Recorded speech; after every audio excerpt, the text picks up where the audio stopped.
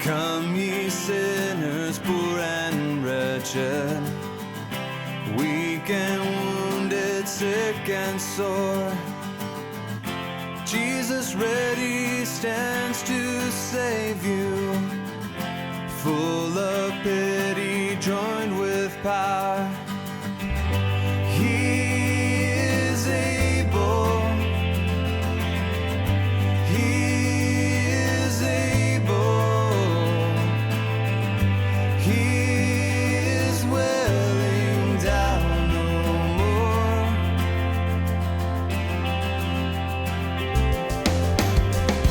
Come ye needy, come and welcome God's free bounty, glorify. True belief and true repentance, every grace that brings you nigh. Without money, without money. 할렐루야, 반갑습니다. 또 1월에 첫 주가 지나고 이제 두 번째 주가 시작이 됩니다. 또 하나님 앞에 예배드리는 것을 통해 우리의 또 한 주가 복되게 시작될 수 있기를 주님의 이름으로 축원해 드리겠습니다. 오늘 말씀을 시작하면서 지난 1월 10일자에 기독 일보에 실린 기사를 먼저 소개해 드리고 시작하려고 합니다. 이 기사에 보니까 1월 3일 임마누엘 클리버 하원 의원, 민주당 전 캔사스시티 주지사 117대 의회 출범을 알리는 개회 기도에서 우리는 유일신교적인 하나님 브라마와 많은 다른 신앙들에 의해 다른 이름으로 알려진 신의 이름으로 구한다라고 하는 기도로 의회를 시작했던 것이 신문 기사에 실렸습니다. 이 임마누엘 클리버 하원 의원은요, 전직 미국 연합 감리교 UMC의 목사님이었습니다. 아마도 그는 추측건데 아직까지 미국 연합 감리교 UMC의 목사의 아마 회원 자격을 가지고 있을 것입니다. 그런 그에게 미국 하원에서 새해 첫 의회를 시작하면서 기도해달라고 대표 기도를 맡겼는데 그의 기도의 시작은 Dear God으로 시작을 했습니다. 하나님 아버지 앞에 기도하는 내용이었지요. 그런데 그가 드린 기도는 창조주 하나님이 아니라 유일신인 힌두교의 창조주인 브라마와 다른 많은 신들의 이름으로 구하는 기도를 드렸다는 사실이죠. 그가 언급한 힌두교의 창조주 브라마 사진을 제가 보여드릴게요. 얼굴이 4개고 팔이 4개 달린 이런 모습을 하고 있는 힌두교에도 삼위일체가 있거든요. 그 가운데 하나의 신인 이 브라마의 이름으로 그리고 다른 많은 신들의 이름으로 전직 목사가 미 하원 기도회에서 이 기도를 했다라는 겁니다. 더 어처구니가 없는 것은 이 기도의 마지막에 아멘 and a woman이라는 기도로 끝을 냈다는 거예요. 여러분, 아멘이 남성용 기독교 용어입니까? 교회 다니지 않는 초등학생도 이 에이멘이라고 하는 것이 남성을 뜻하는 용어가 아니라는 것을 다 알 텐데, 아멘은 히브리어로 그렇게 될 줄로 믿는다라고 하는 그런 의미인 것을 전직 목사였다면 분명히 알았을 텐데, 이건 다분히 그의 의도를 담아 마치 아멘이 남성용 기독교 용어인 것처럼 여성용 우먼이라고 하는 말로 기도를 끝냈다라고 하는 사실입니다. 이번 사태에 대해서 빌리 그레엄 목사님의 아들인 프랭클린 그레엄 목사님이 이런 이야기를 하더라고요. 에이맨과 에이우먼을 사용한 것은 하나님의 권위를 부정하는 시도이며 창조주의 얼굴에 주먹을 휘두른 것과 같다. 이와 같은 방식으로 진보라는 이름으로 그들이 가고자 하는 길을 허용한다면 매우 짧은 시간에 미국이라는 나라는 알아볼 수 없게 될 것이다. 이렇게 경고를 했습니다. 저 그래서 이 임마누엘 클리버라고 하는 이 의원이 영어로 정말 어떻게 기도했나 제가 일부러 찾아 들어가서 보았습니다. 들어봤어요. 어떤 기도를 했는지. 정말 그의 기도는 Dear God으로 시작하고 Amen and a woman으로 끝나는 기도였지만 결코 하나님께 드린 기도가 아니었습니다. 그래서 저는 오히려 감사했어요. 왜? 이 기도는 하나님께 드린 기도가 아니었기 때문에요. 그렇게 말할 수 있는 정확한 이유는 그가 아멘, 에이 우먼이라는 말 바로 전에 우리는 어떻게 기도합니까? 예수님의 이름으로 기도합니다라는 말을 하잖아요. 그 말을 빼먹고 했더라고요. In the name of Jesus I pray라는 말을 하지 않았더라고요. 그러니까 이건 하나님께 드린 기도가 아닌 것이 분명한 거죠. 그래서 오히려 불행 중 감사했습니다. 아, 창조주 인디안 힌두 신에게 기도한 거구나라고 말이죠. 제가 왜 이 이야기를 서두에 드릴까요? 우리가 살고 있는 이 시대가 미국의 기독교 신앙이 소위 수십 년간 교회에서 목회를 했고 평생 수백 편의 설교를 했을 그 사람이 성경을 성도들에게 가르쳤던 그 사람의 입에서 나온 기도가 이런 기도였다는 것은 그냥 웃어넘길 만한 사안이 아니라는 겁니다. 보다 심각하게 이 시대를 우리가 살고 있는 이 미국을 이 기독교의 신앙을 돌아보지 않으면 안 된다는 거죠. 이건 하나님께서 우리에게 주시는 하나의 경고의 메시지가 아닐까라고 들을 수 있어야 된다는 것입니다. 분명히 기독교의 본질이 흔들려 가고 있다는 사실을 한 사람의 입을 통해서 하나님 우리에게 경고하신 것이라고 저는 생각이 되어집니다.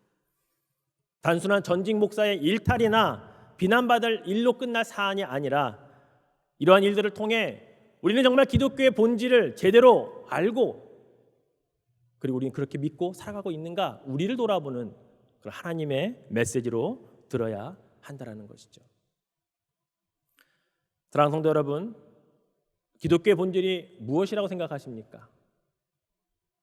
십자가 구원입니다. 십자가 구원은 또 뭔가요?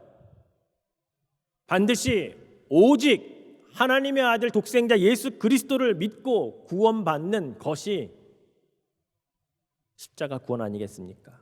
이것이 기독교의 본질입니다. 십자가 없는 구원은 기독교가 아닙니다. 그냥 세상의 종교 가운데 하나일 뿐이죠. 그래서 교회의 본질도 기독교의 본질과 다르지 않습니다. 교회의 존재 목적이면서 교회의 본질은요, 십자가 구원을 위해서 유일하게 이 땅에 하나님께서 세워주신 바로 그 집이며 아버지의 집이며 성전이 교회인 것입니다. 그래요. 그래서 기독교의 본질이 십자가로 구원받는 것이라면 교회의 본질은 십자가로 구원하는 것입니다.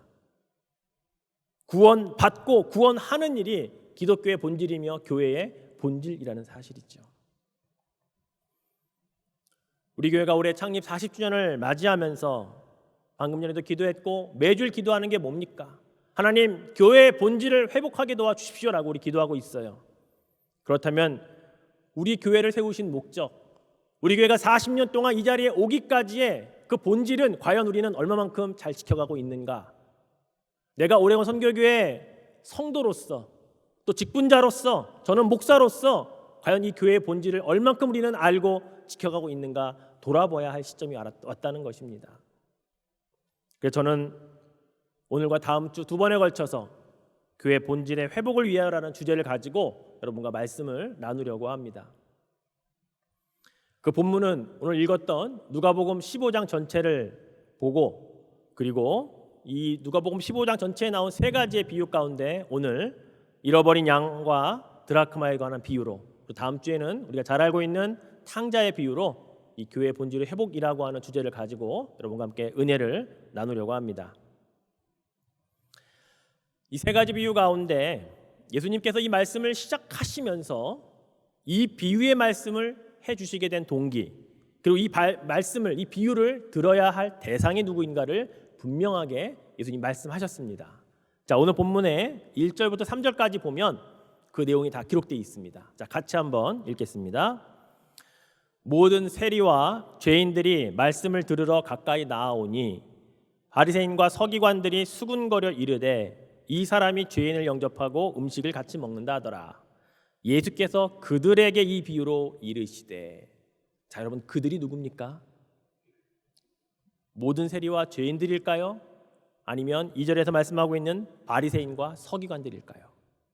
예, 예수님이 말씀하신 대상은요, 바리새인과 서기관들에게 이 비유로 말씀을 하신 것입니다. 그들이 바로 그들입니다. 그런데 우리는 성경에서 바리새인과 서기관들이라는 이 이름이 등장하면 일단 안 좋은 시선을 갖고 본문을 읽습니다. 그도 그럴 것이 복음서 전체를 통해 예수님께서 늘 그들을 책망하셨고 그들을 비판하고 비난하셨습니다. 우리는 그래서 바리새인과 서기관들에 대한 이 책망이나 이 이야기들을 읽을 때마다 우리와는 상관없는 이야기로 읽을 때가 많다는 것입니다. 성경을 읽으면서 저도 그렇고 아마 우리 중에 대부분은 바리새인과 서기관에게 하신 말씀은 나와는 별 상관이 없이 그들에게 하신 말씀이라고 듣고 넘기는 경우가 많을 것입니다. 왜 그럴까요? 우리는 스스로 나는 바리새인과 서기관과는 다르다라고 생각하기 때문 아닐까요? 나는 그들처럼 형식적인 종교인은 아니다라고 그렇게 스스로 인정하고 있기 때문에 예수님의 책망으로부터 우리는 자유롭다고 그렇게 느끼면서 성경을 보지는 않습니까? 그러나 정말 그 책망에서 우리는 자유로울 수 있을까요? 우리는 그들과 전혀 다른 사람일까요?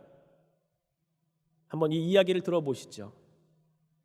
바리새인이라고 하는 이름의 뜻은요, 구별되었다라는 말입니다. 우리 성결교회처럼 성결하다는 뜻입니다. 흠이 없다는 뜻이 이 바리새라고 하는 말입니다. 그들에게는 율법 조항이 613개나 있었는데 이것을 철저하게 지키는 자들이었습니다.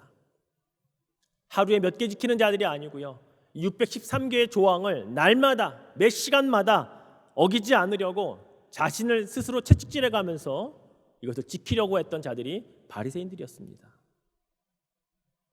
그들은 자신들만 하나님의 율법 조항을 지키는데 그쳐나는 것이 아니라 다른 사람들의 그런 지키지 않는 것에 대해서 때로는 지적도 하고 비판도 하면서 그렇게 지켜야 된다고 강조했던 사람들이 바리새인들이었습니다. 심지어 그렇게 지키지 않는 지도자들을 향해, 비윤리적인 삶을 사는 지도자들을 향해 목숨 걸고 이것을 지켜내려고 했던 자들이 바리새인들이었어요. 실예로요, 유대의 하스모니안 왕조가 있었는데 이 아리스토블로스라고 하는 1세가 죽고 그의 아내 살로메가 자기 남편의 첫 번째 동생과 안네우스라고 하는 사람과 결혼을 했을 때 이건 비윤리적이다라고 해서 바리새인들이 저항을 했습니다. 그것은 그렇게 하면 안 된다라고 강력하게 했는데 그러다가 800명이나 되는 바리새인들이 학살을 당하는 일이 역사에 기록되어 있습니다. 자기만 그렇게 지키는데 끝나는 게 아니라 다른 사람들이 그렇게 지키지 못하는 것에 대해서 목숨 걸고 저항했던 자들이 바리새인들이었다는 거예요. 자신도 거룩하게 살려고 노력했고 다른 사람들도 그렇게 살아야 한다고 강조했던 철저하게 율법을 지켜내는 자들이었습니다. 그래서 그들은 유대인들 사회에서 존경받는 자들이었어요. 그들이 바리새파들이었습니다. 자, 그럼 서기관들은 어땠을까요? 그들은 율법을 복사하거나 그들은 율법을 필사하는 자들이 서기관들이었습니다. 그들은 율법을 연구하여 가르치는 전문 율법 학자들, 율법 선생님들이었습니다. 레위 지파에서 나왔고요, 대부분은 세습직이었어요. 이들은 정식으로 서기관이 되기 위해 어려서부터 집중적으로 양육을 받았습니다. 가정에서 부모에게, 때로는 전문 교사를 통해서 그들은 율법을 배웠고 각종 전승 사료들을 연구해 왔습니다. 종교의 수칙과 재판 관련 법규들 다양한 분야를 전문적으로 어려서부터 체계적으로 배워온 자들이 이 서기관들이었습니다. 그렇다고 바로 서기관이 됐느냐? 아니요. 그들은 보조 서기관의 자리로서 열심히 다른 사람들을 가르치는 하다가 한 40세쯤 되어서 안수를 받은 후에 그들은 서기관으로 임명을 받습니다. 그리고 나면 그때부터 기존에 연구되어져 온 전승들을 새롭게 연구하기 시작하고 때로는 새로운 종교 규약을 만들어내기도 하면서 재판에도 참여하고 우리가 잘 알고 있는 산헤드린 공의회 최고 의결기관의 회원 자격도 주어져서 유대를 이끌어가는 지도자였다라는 것이죠. 그들 또한 유대인 사이에서는 가장 존경받는 인물들이었고요, 닮고 싶은 롤모델 가운데 한 사람들이 이 서기관들이었다라는 것입니다. 그런데 그렇게 존경과 사랑을 많은 사람들에게 받고 있던 바리새인과 서기관들 앞에 갑자기 갈릴리 지방에서 웬 랍비 한 사람이 젊은 청년 하나가 12명의 제자들을 데리고 다니면서 자신들을 비난하는 거예요. 책망하는 거예요. 그러니 그들의 눈에 예수님은 눈에 가시였던 것은 어쩌면 당연한 결과라고 볼 수가 있는 거죠. 그럼 왜 예수님은 그들을 책망하고 비난하셨습니까? 우리가 잘 알고 있습니다. 아무리 어려서부터 율법을 배웠고 지켜왔고 심지어 새로운 율법 조항을 만들어내기까지 하는 사람들이었지만, 그러나 그 율법 속에 담긴 참된 진리만큼은 제대로 깨닫지 못했기 때문이었습니다. 겉으로는 율법을 가장 철저하게 지키는 사람들처럼 보였을지 모르지만, 예수님이 볼 때에는 그 안에 담겨져 있는 하나님의 뜻과 진리와는 멀게 종교적이고 형식적이고 외식적인 모양으로 많이 흘러갔던 그것을 그들을 비판하시고 책망하셨던 것이죠. 자기의 의를 드러내는 수단으로 점점 나빠져 가고 있었기에 예수님은 그들을 책망하셨던 것입니다. 그렇다면 우리는 이들과 비교해서 괜찮습니까? 우리에게 주어진 66권이라고 하는 하나님의 말씀을 우리도 읽잖아요. 연구도 하잖아요. 묵상도 하고 설교도 듣고 이제 성경을 쓰기까지 할 건데, 그 말씀의 진리를 우리는 알고 실천하며 그 뜻대로 살아가려고 하는 자의 자리에서 우리는 비난받을 것이, 책망받을 것이 하나도 없냐는 것이죠. 다시 말해서 오늘 예수님께서 이 비유를 통해서 바리새인과 서기관들에게 주셨다고 하는 것은, 우리에게도 어쩌면 점점 형식적으로 흘려가는 종교인의 모습을 가지고 있는 모습이 있다면 우리도 이 말씀을 들을 대상이 되어야 한다는 사실입니다. 이 말씀을 듣고 나에게 기독교의 본질 가운데 혹시 사라져가고 있는 것은 없는지, 예수님이 나에게 하시고 싶은 말씀이 비록 바리새인과 서기관들에게 하신 비유이지만 오늘 나에게 들려주실 부분은 없는지 다시금 찾아가고 배우는 그런 시간이 되시기를 축원해 드리겠습니다. 자, 그럼 예수님께서 첫 번째 하신 비유의 말씀을 한번 읽어보겠습니다. 자, 4절부터 우리 6절까지 말씀을 한 목소리로 같이 읽겠습니다. 너희 중에 어떤 사람이 양 100마리가 있는데 그 중에 하나를 잃으면 99마리를 들에 두고 그 잃은 것을 찾아내기까지 찾아다니지 아니하겠느냐. 또 찾아낸즉 즐거워 어깨에 메고 집에 와서 그 벗과 이웃을 불러 모으고 말하되 나와 함께 즐기자. 나의 잃은 양을 찾아내었노라 하리라. 네.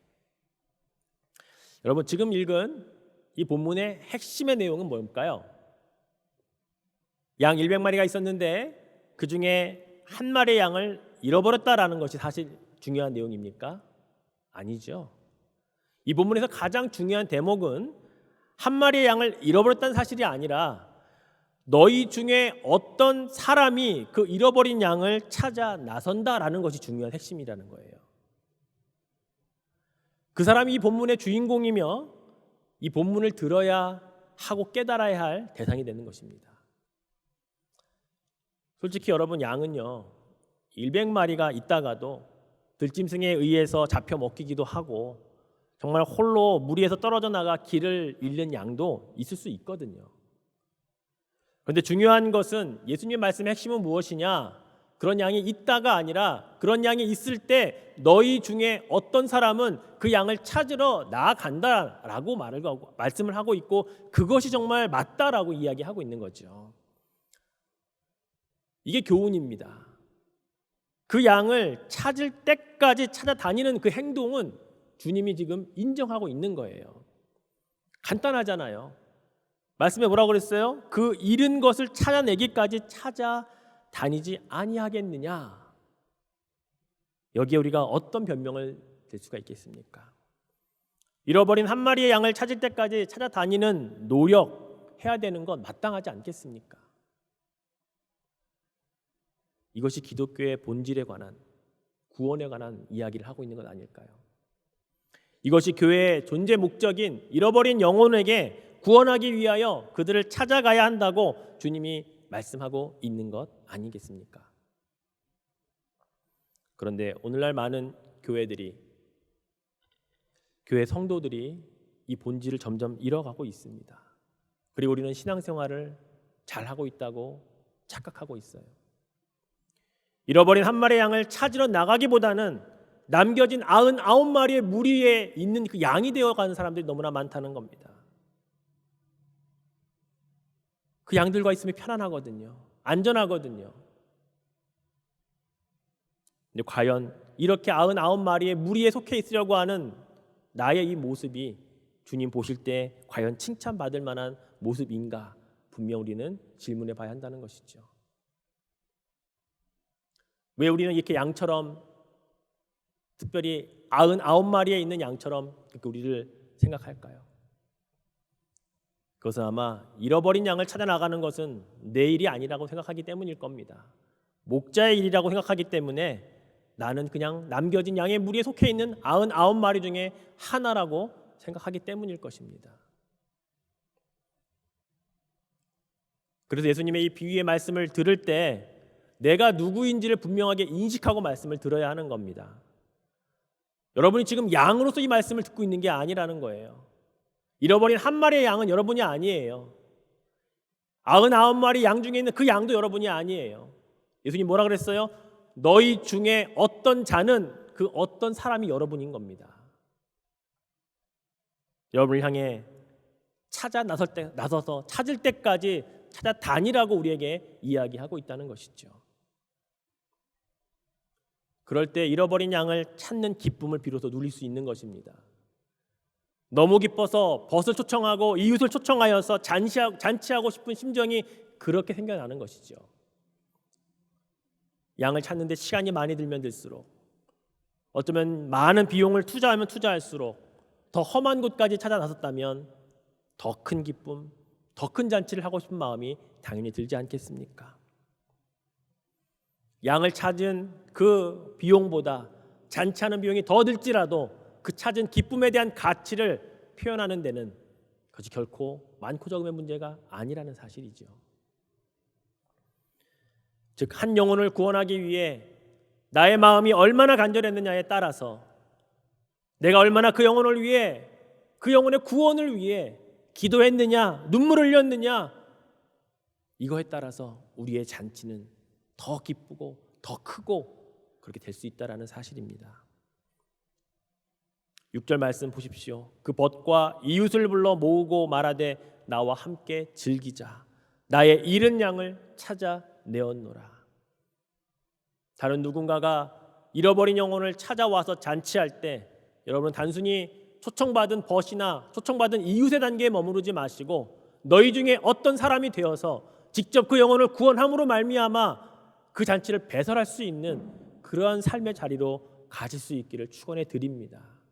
이게 교회의 본질이고 이게 바로 기독교의 본질을 따라 사는 삶의 모습이기 때문에 그렇습니다. 결코 잃은 한 마리 양도 아니고 남아있는 99마리 양의 자리에 머물러 있지 않기를 축원해 드리겠습니다. 두 번째 비유를 보지요. 잃어버린 한 드라크마에 대한 비유입니다. 이 드라크마는 그리스의 화폐입니다. 우리가 잘 알고 있는 데나리오는 로마 제국의 화폐 은화고요. 이 드라크마는 그리스의 은화인데 당시에 같이 혼용이 되어 사용되었고 가치는 같습니다. 우리가 1데나리온 그러면 노동자들의 하루 품삯이라고 말하는데 이 드라크마도 같은 가치를 가지고 있었던 그런 이야기입니다. 자, 이 이야기의 말씀을 보니까 8절과 9절에 이렇게 기록되어 있어요. 제가 읽을게요. 어떤 여자가 10 드라크마가 있는데 하나를 잃으면 등불을 켜고 집을 쓸며 찾아내기까지 부지런히 찾지 아니하겠느냐. 또 찾아낸즉 벗과 이웃을 불러 모으고 말하되 나와 함께 즐기자. 잃은 드라크마를 찾아내었노라 하리라. 아멘. 여러분, 이 본문의 핵심도 잃어버린 한 드라크마가 아니죠. 어떤 여자의 행동이 이 본문의 핵심입니다. 어떤 여자가 잃어버린 드라크마 때문에 집안의 등불도 환하게 켜놓고 집안 곳곳을 쓸기도 하고 부지런히 여기저기 최선을 다해 결국 드라크마를 찾아내었던 그 행동에 예수님은 칭찬을 하며 그리고 그렇게 해야 된다라고 이야기하고 있는 것이죠. 이 여자가 노력한 대가로 잃어버린 드라크마 하나를 찾았을 때 그 기쁨을 나누기 위해 벗을 초청하고 이웃을 불러 함께 즐기자, 잔치하자. 이건 너무나 당연한 마음이죠. 이 마음이 곧 하나님 아버지의 마음이라고 예수님이 말씀을 하고 있습니다. 이 두 가지의 비유는 모두 이 땅에서 기독교의 본질이 무엇인지, 교회의 존재 이유와 사명이 무엇인지를 말씀해주고 있습니다. 어렵지 않습니다. 잃어버린 양을 찾아 나서는 어떤 사람이 되라고 말씀하고 있고, 잃어버린 한 드라크마를 최선을 다해 찾아내는 어떤 여자가 되라고 우리에게 말씀하고 있는 것, 이게 이 두 가지 비유의 핵심인 것입니다. 그렇다면 우리들이 이 땅에서 그런 일들을 해나갈 때 하늘에서는 어떤 일이 일어날까요? 이렇게 기독교의 본질인 교회의 본질을 점점 회복해 나가려고 하는 노력들이 모여질 때 이게 십자가를 통한 구원의 역사 아니겠습니까? 이 일들이 하늘에서는 어떻게 반응을 보이고 있을까요? 예수님이 오늘 두 가지의 비유를 따로따로 하늘에서 이런 일이 있겠다라고 말씀하여 주십니다. 7절과 10절 말씀을 같이 한번 읽어보죠. 내가 너희에게 이르노니 이와 같이 죄인 한 사람이 회개하면 하늘에서는 회개할 것 없는 의인 99으로 말미암아 기뻐하는 것보다 더하리라. 10절 내가 너희에게 이르노니 이와 같이 죄인 한 사람이 회개하면 하나님의 사자들 앞에 기쁨이 되느니라. 아멘. 그렇습니다. 이 땅에서 벗과 이웃을 불러서 잔치하는 기쁨보다 하늘에서는 더 큰 기쁨이 있다라고 말씀하고 있습니다. 하늘에 하나님께 드릴 수 있는 최고의 기쁨은 죄인 한 사람을 십자가로 말미암아 회개하게 하고 구원받게 하는 일이라는 사실을 여러분 예수님이 우리에게 가르쳐 주셨습니다. 그러나 우리가 오해하지 말아야 할 것 한 가지가 있어요. 예수님께서 하늘에서는 회개할 것 없는 의인 99으로 말미암아 기뻐하는 것보다 더하리라. 죄인 하나 회개하는 것이요. 그럼 우리 구원받은 우리들은요. 우리들은 의인 99에 있는 사람들 아니겠습니까? 그럼 우리들보다 죄인 한 사람이 구원받는 것을 더 큰 기쁨으로 우리 하나님은 여기신다라는 말에 그럼 우리는 조금 뭔가 좀 아쉽지 않습니까? 그런데 여러분 이 생각은 반은 맞고 반은 틀린 것 같아요. 반은 맞다라는 것은 정말 죄인 한 사람 회개하고 돌아오는 것 하나님 아버지께 정말 큰 기쁨이기 때문입니다. 이게 기독교의 본질이기 때문이죠. 자, 그런데 반은 틀리다고 하신 말씀은 나는 그럼 처음부터 의인이었냐는 거죠. 나도 한 마리 잃어버린 양이었다가 구원받은 그날에 하나님은 가장 큰 기쁨과 잔치를 베풀어 주셨을 것이기 때문에 그래요. 그리고 우리는 이제 잃어버린 양에서 의인 99이라고 하는 그 자리로 옮겨간 것뿐이죠. 나를 위해서도 하나님 아버지께서 가장 큰 기쁨을 누리셨던 그때는 내 잃어버렸던 나의 그 자아가 바로 잃어버린 양이었던 내가 그리스도의 십자가를 통해 구원받아서 죄인 하나가 회개하고 돌아온 그날 나 때문에 하나님은 그렇게 기뻐하셨던 날이 있었던 것을 우리가 알아야 된다는 것입니다. 이제 그 기쁨을 또 드리기 위해 나는 너희 중에 어떤 사람으로 어떤 여자로 잃어버린 양과 드라크마를 찾아 나서는 그 일을 해야 하나님의 기쁨이 더 크다라고 우리에게 사명을 주신 것이지요. 이 사명이 기독교의 본질이기 때문에 우리는 감당해야 하는 것입니다. 이제 우리는 99의 의인에 있는 자들이라는 사실을 기억합시다. 죄인 한 사람이 회개하고 돌아와 하나님 아버지의 큰 기쁨이 되게 하는 일에 우리는 우리의 사명과 우리 이 땅에 살아있는 목적과 이유가 있다는 것을 다시 한번 기억해야 할 것입니다. 이게 우리가 믿는 기독교의 본질입니다.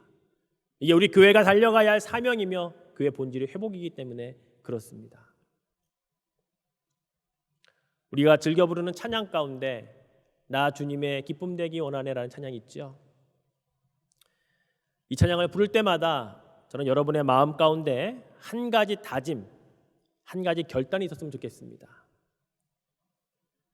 나 주님의 기쁨 되기 원하네라는 가사가 좋고 멜로디가 좋아서 찬양을 그냥 따라 부르는 그 수준에 멈추지 마시고 내가 이 세상에 사는 동안에 우리 주님께 진정한 기쁨을 드리기 위해 그래 이 찬양을 들을 때마다 내가 한 마리의 양을 잃어버린 양을 찾아 나서는 그 어떤 사람이 되어야겠구나라고 여러분 다짐하시기를 바랍니다. 또 우연히 나 주님의 기쁨 되기 원하네라고 하는 찬양이 들릴 때에 여러분 속으로 결단하십시오. 그래 잃어버린 드라크마 하나를 찾기 위해 최선을 다했던 그 어떤 여자가 되어야겠구나. 여러분 이런 결단과 이런 생각들이 결국 우리를 기독교의 본질에서 멀어지지 않게 할 것입니다. 내가 믿는 이 그리스도인 신앙이 점점점 회복되어져 갈 것입니다. 십자가가 회복되어지고 죄인 하나가 회개하여 돌아오는 것의 기쁨을 알게 될 것이고, 이것이 그동안 99마리 무리에만 머물려고 했던 이 나의 연약하고 부족했던 모습을 새롭게 깨워 갈 것입니다. 사랑하는 성도 여러분, 기독교의 본질을 다시금 회복합시다. 교회의 존재 목적과 이유가 무엇인지 다시금 우리가 회복합시다. 이제 앞으로 우리 교회는 더 이상 우리들만의 축제는 지양하게 될 것입니다. 한 영혼을 찾아 나서기 위해 애쓰고 노력하는 일에 누구라도 열심을 낼 수 있도록 도와드릴 것입니다. 그래서 서로 돕고 서로 지원하고 서로 축하해주고 그 한 영혼 구원받는 것을 기뻐하는 우리 모든 성도들, 모든 교회, 모든 하나님의 백성들 될 줄로 믿습니다. 말씀을 맺죠. 멀리 해외에서는 선교하는 일을 통해서 이 일을 감당하고 있죠. 그리고 우리가 살고 있는 이 지역에서는 우리가 그 일을 감당해야 하는 것입니다. 우리 주위에 복음을 듣기를 원하는 자들이 있습니다. 우리가 팬데믹 이후에 만나는 것이 어려워지고 누군가 접촉하는 것이 힘들어지고 복음 전하는 일이 정말로 더 어려워졌습니다. 그런데 여러분, 앞으로는 쉬워질까요? 아닙니다. 앞으로 더 어려워질 수 있지만 우리는 기독교의 본질을 회복하고 그 영성을 우리 마음의 심음으로 말미암아 우리는 그 어느 때보다도 더 열심히 하나님의 기쁨이 되기 위하여 이 일을 해야 된다는 사실입니다. 여러분이 또 이 상황을 미루고 다음에 해야지, 더 좋아지면 해야지, 코로나가 끝나면 해야지 라고 하는 순간에 누군가는 그 자리에 없을 수도 있습니다. 그 전에 주님이 오실 수도 있습니다. 우리는 이러한 정말 때를 얻든지 못 얻든지 주의 복음을 전하는 하나님의 시간을 우리가 잘 기억하고 오늘도 기독교의 본질을 회복함으로, 교회의 본질을 회복함으로 한 영혼 찾아 나서는 일에 어떤 사람이 되고 어떤 여자가 되어서 그 일을 감당하시는 저 여러분이 될 수 있기를 주의 이름으로 축원해 드리겠습니다. Come ye needy, come and welcome. God's free bounty glorify. True belief and true repentance. Every grace that brings you nigh. Without money, without money, come to Jesus Christ and buy.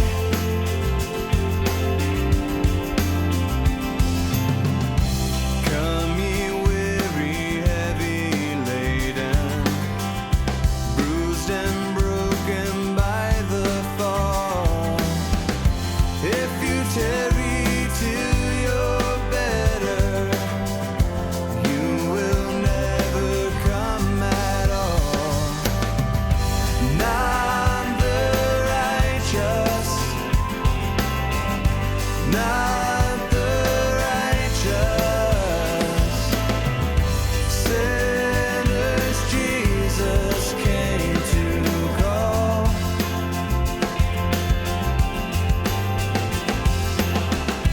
Let not conscience make you linger, nor of fitness fondly dream.